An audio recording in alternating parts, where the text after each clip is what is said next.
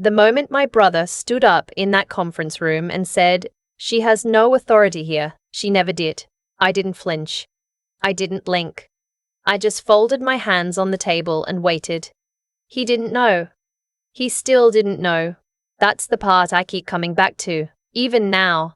Not the anger, not the years of being dismissed, not the morning I sat alone in my car outside our family's accounting firm and cried until I couldn't see the steering wheel anymore. What I keep coming back to is the look on his face when the notary opened the portfolio and slid the documents across the mahogany table.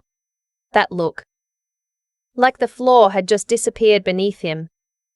But I'm getting ahead of myself. My name is Tessa. I'm 31 years old. I grew up in a 3-bedroom house in Naperville, Illinois, with a father who believed sons carried the family name and daughters carried the dishes. I never hated him for it. I just learned very early to work twice as hard and say half as much. My brother Sterling is 4 years older than me. When we were kids, he was the one our father took to Cubs games, the one he taught to drive on a Sunday afternoon in an empty parking lot, the one he introduced at church as, "My son, the future of this family." I was introduced as, "And this is Tessa," like a footnote, like an afterthought someone almost forgot to include. I learned to live in the margins. When I was 22, I graduated with honors from the University of Illinois with a degree in finance and a minor in accounting. I had 3 job offers before I walked across the stage. I took a position at a mid-sized investment firm in Chicago's Loop, entry level, because I wanted to learn the real machinery of money. Not the textbook version, not the theory, but the actual gears and levers that move capital from one place to another. Our father never mentioned it to anyone. Sterling, on the other hand, had joined the family firm, Alderman and Associates, a boutique CPA practice my father built from scratch in the late 90s, straight out of community college. No finance degree. No external experience. Just the last name on the door and the handshake my father gave him on his first day like he was handing over a kingdom. For 7 years, I built my career quietly. I got my CFA. I moved up at the investment firm. I became a senior analyst, then an associate portfolio manager. I opened a brokerage account when I was 24 with $11,000 I'd saved from internships and part-time work. I managed it carefully, conservatively at first, then with more precision as I understood the patterns. By the time I was 28, that account had grown into something I didn't talk about at family dinners. I never talked about any of it at family dinners.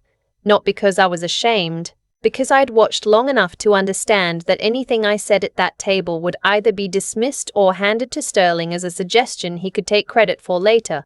So I kept my mouth shut. I passed the mashed potatoes. I said that's great when my father announced Sterling was expanding the firm into payroll processing services.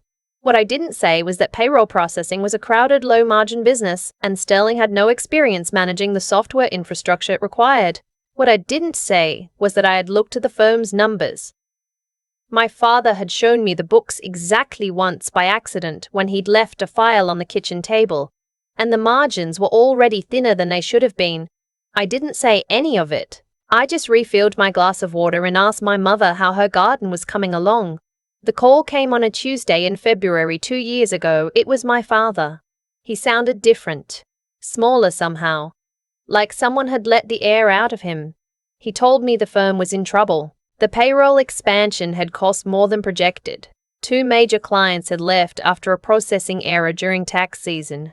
Sterling had taken out a line of credit against the firm's assets without telling him, and that credit was now nearly maxed out. They owed $340,000 to 3 different creditors, and one of them, a software vendor, was threatening to sue. He asked me if I could help. He didn't say please. He didn't say he was sorry for the years of footnotes and afterthoughts. He just said the firm needed liquidity, and Sterling thought maybe I knew some people. I sat with the phone pressed against my ear for a long moment. Then I told my father I would look into it. What I didn't tell him was that I had already been looking into it for 6 months. I had known the firm was struggling before he called me.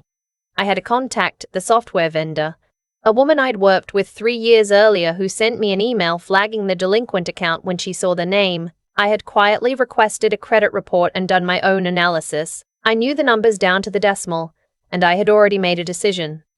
I did not call my contacts. I did not broker a deal or find an investor or pull in a favor from someone at the Loop. Instead, I called my attorney, a woman named Christy who had been my personal counsel since I was 26, and I told her what I wanted to do. I was going to provide the capital myself, but not as a gift, not as a loan between family members on a handshake and a prayer. I was going to do it the right way, the legal way, the way that meant something on paper. Christy drafted a secured lending agreement. The terms were straightforward. I would provide $380,000 to cover the debts and create a small operational cushion. In exchange, I would be named a senior secured creditor with a first priority lien against the firm's assets, its accounts receivable, equipment, intellectual property, client contracts, and the commercial property the firm occupied, which my father owned outright and had placed inside an LLC years ago. The interest rate was fair. The repayment schedule was realistic. This was not a trap. I want to be clear about that because it matters to me. I was not trying to steal my family's business. I was trying to save it, in the only way that made legal and financial sense, in the only way that protected my money and gave the firm a real structure to recover. My father signed without reading the full document. Sterling signed because my father told him to. I wired the money within 48 hours. The software vendor was paid. The line of credit was settled. The other creditor accepted a payment plan. The firm kept its doors open. And then I went back to being a footnote. For 18 months I received partial payments on the loan. Never the full scheduled amount, always a little short, always with some explanation from Sterling about a slow quarter or a client who paid late. I documented every transaction, every email, every shortfall. I didn't say anything. I just kept the records. Then, 8 months ago, the payment stopped entirely. I sent a formal notice through Christy. Sterling called me directly, furious, telling me I was trying to sabotage the firm, that the loan was a family arrangement and I needed to be realistic. My father backed him up. He told me I was being difficult. He used the word ungrateful, which I found interesting given the direction the money had traveled. I told them both that the agreement spoke for itself and that I had every intention of enforcing it. Sterling told his wife. His wife told my mother. My mother called me crying, asking why I was doing this to the family, why I couldn't just be patient, why everything with me had to be so formal and cold. I listened. I told her I loved her. I told her the loan documents existed for exactly this reason.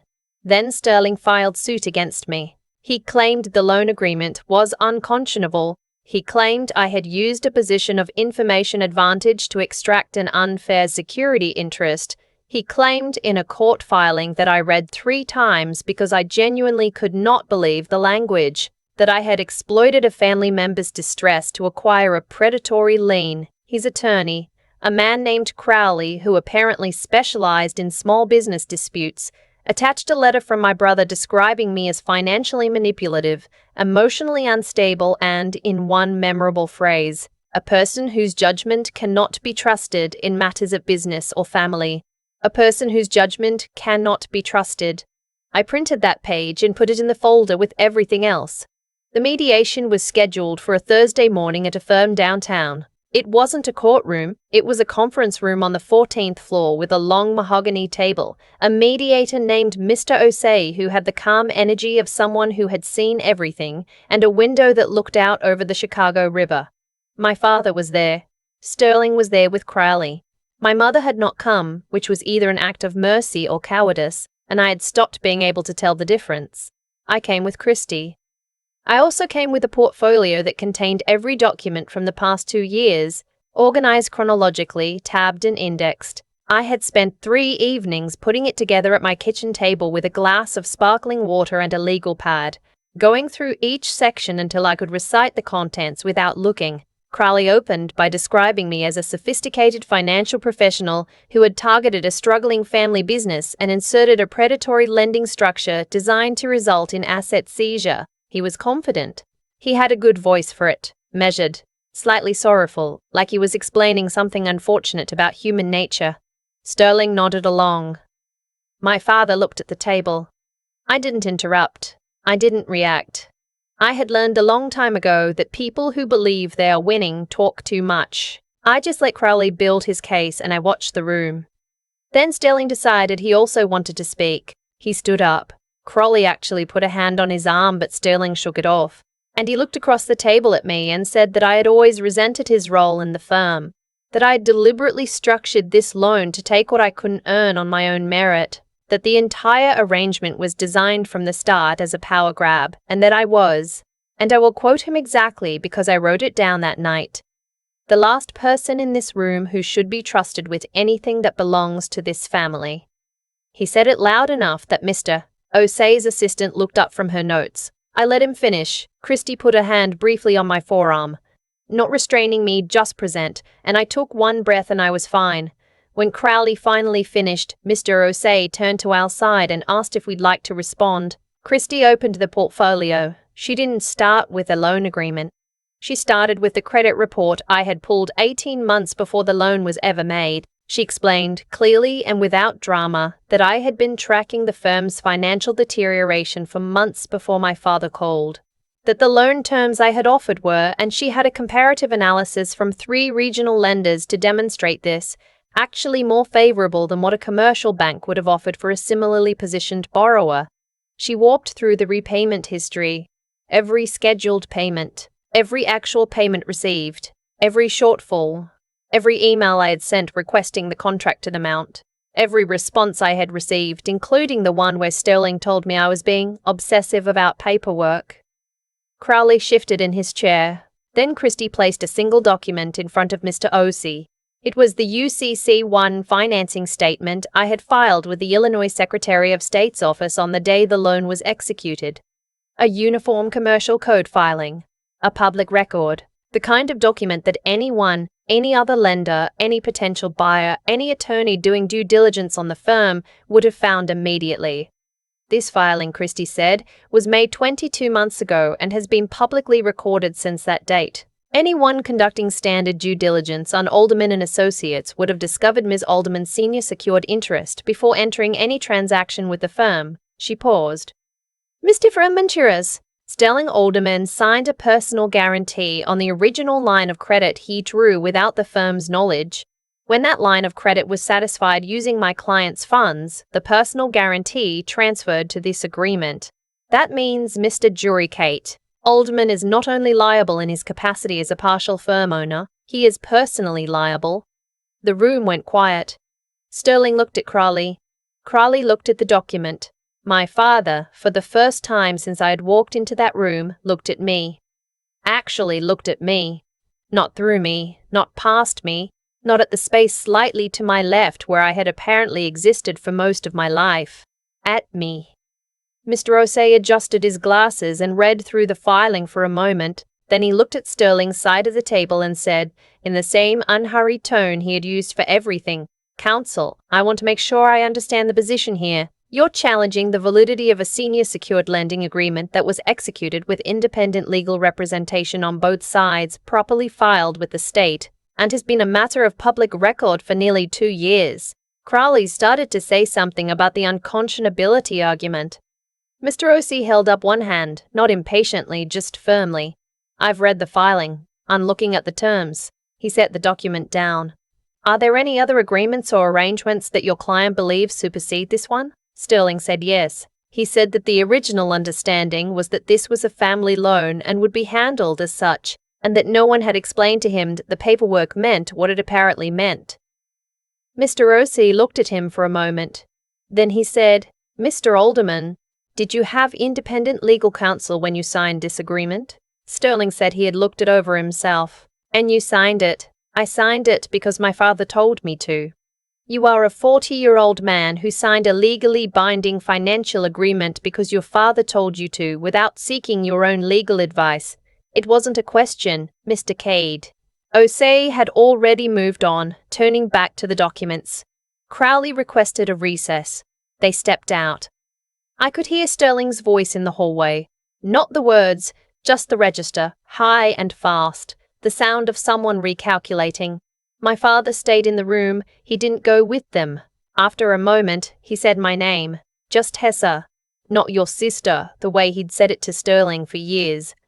Not, and this is Tessa. Just my name. I looked at him. He said, I didn't know it was structured like that. I said, I know. He said, Sterling told me it was just a loan. I said, it is a loan, with terms. That's what a loan is, Dad. He was quiet for a while. Outside the window, a water taxi was moving slowly up the river. I watched it until it was out of frame. He said, I should have read it. I said, yes. When Crowley and Sterling came back, the unconscionability argument was gone. What Crowley proposed instead was a restructured repayment plan, extended timeline, reduced monthly payments, a request that I waive the personal guarantee component. Christy and I had already discussed what we would and wouldn't accept. I accepted the restructured timeline. I did not waive the personal guarantee. The mediation ended at 12:47 in the afternoon. We signed a modification agreement before we left the room. The personal guarantee remained on record. The UCC1 filing remained active. The firm would resume full payments within 60 days. Sterling didn't look at me when he signed. My father walked out to the elevator bank with me after. Just the two of us, for the first time in longer than I could remember. He pressed the down button and we waited. He said, when did you file the state thing? I said, the day after the money hit their account. He nodded slowly, the way people do when they're not agreeing but they're finally understanding. The elevator came. I stepped in. He stayed on the 14th floor. I rode down alone and walked out onto Wacker Drive and stood there for a minute in the cold air off the river. February in Chicago has a particular kind of cold. It doesn't just chill you, it presses in on all sides, deliberate and flat. I stood in it and I breathed. My phone buzzed. It was a text from my mother asking how it went. I typed back, fine. We reached an agreement. I'll call you this weekend. I put the phone in my pocket and started walking toward the L station. I want to say I felt triumphant. I want to say there was some clean, cinematic satisfaction in the way it had unfolded. The documents, the silence, the moment Crowley ran out of road. And honestly, some part of me did feel it. I'd be lying if I said I didn't. But the larger thing I felt, walking along the river in that flat February cold, was something quieter and harder to name. It was the feeling of having been right all along. Not right about the law, not right about the money, but right about the thing I had understood since I was a little girl sitting at that dinner table being introduced as an afterthought. That if I was going to exist in this family, I was going to have to build my own floor. No one was going to hand me the room. I was going to have to quietly buy the building. The payments have been on time for 6 consecutive months now. Every first of the month the amount hits my account exactly as scheduled. I have a calendar alert set. I check it the way I check everything, methodically, without drama. Sterling and I don't speak. My father calls sometimes on Sundays and we talk about ordinary things. The Cubs. Whether the winters have been getting worse. He asked me once a few months ago what I was working on, and I told him about a new position I'd taken managing a small private fund. He listened. He asked a question. A real question, not a polite one. It was a start. I don't know what we'll be to each other in 10 years. I don't know if the word family will ever feel like solid ground for me the way it seems to for people who didn't have to earn it from the inside out. What I know is this. That portfolio is still in a file drawer in my home office. Every document tabbed and indexed. The UCC1 is still filed. My name is still first on the lien. And when I introduced myself at a conference last spring, I didn't say, and this is Tessa. I said my name, my title, and the name of the fund. I didn't need anyone to add anything after. I think about the moment Sterling shook off his own attorney's hand and stood up to speak. He didn't have to do that. Crowley had it handled, or thought he did. But Sterling needed to say it out loud. He needed the room to hear it. And I think, if I'm being honest with myself, that impulse is exactly why things ended the way they did. There's something that happens when you spend years being underestimated. You can let it hollow you out, or you can let it teach you. I chose to let it teach me, not in some tidy, motivational way. It wasn't clean like that. There were years where it just hurt. Years where I sat at that dinner table and felt the specific sting of being present but invisible. But somewhere along the way, I started paying attention to the gap between what my brother said he understood and what he actually did. I started noticing that confidence without preparation is just noise. Loud noise, sometimes. but noise. What I did with this loan wasn't revenge. I want to be clear about that, because I think it would be easy to read it that way. I structured it correctly because I had learned the hard way through years of watching poorly made agreements fall apart. That integrity in the paperwork is the only thing that holds when everything else gets emotional.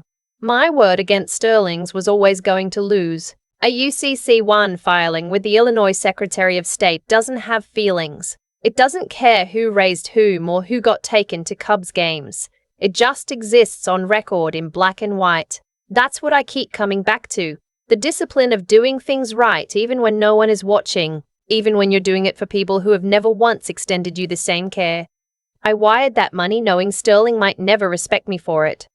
I filed that lien knowing my father might never understand it. I did it correctly anyway, because the alternative, a handshake and a family understanding and a prayer, was not something I was willing to stake my financial future on. Not again. Not after watching what loose arrangements do to people who trust them. I think about Christy laying those documents on the table, tab by tab, unhurried. She'd told me once that the strongest position in any negotiation is the one you built before you needed it. I had built it 22 months earlier on an ordinary Tuesday in a law office on Michigan Avenue, while Sterling was probably telling someone at lunch that his sister had wired the money and everything was going to be fine now. It was fine, just not in the way he meant. What I want anyone to take from this, if there's anything to take, is that being overlooked is not the same as being powerless. The two can feel identical for a long time. They are not the same thing. The difference is what you do in the quiet years when no one is paying attention, when the table is set and you're just passing the potatoes. That's when the real work happens. Building the knowledge, filing the paperwork, making the call to the attorney, understanding what your signature actually means before you put it on a page. Intelligence isn't a trophy, it's a practice.